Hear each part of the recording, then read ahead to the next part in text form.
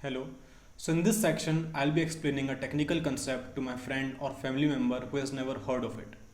So for example, if I want to explain the if and else statements, so first of all, I'll explain the basic syntax of the statements and the basic working of the statements so that the person gets an initial idea of the concept.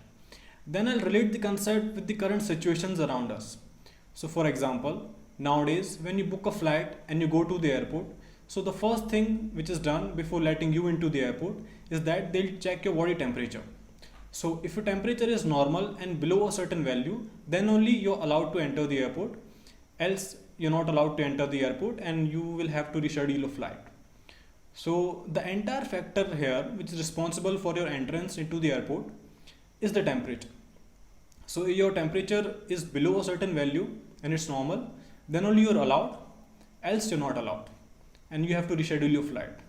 So this can be easily related with the syntax of our if-else statements, where the condition is the temperature. So if the temperature is less than or equal to a certain value, then the if block will execute. So you're allowed to enter the airport, which says you're allowed to enter the airport. And if it's not, then the else block is executed, which says you're not allowed to enter the airport. So in this way, I'll explain the if and else statements.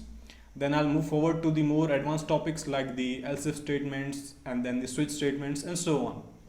So in this way I'll teach, and I personally believe that any technical concept or even a subject can be easily related with the things around us, the situations around us, and then it can be explained in a very well and simplified way. Thank you.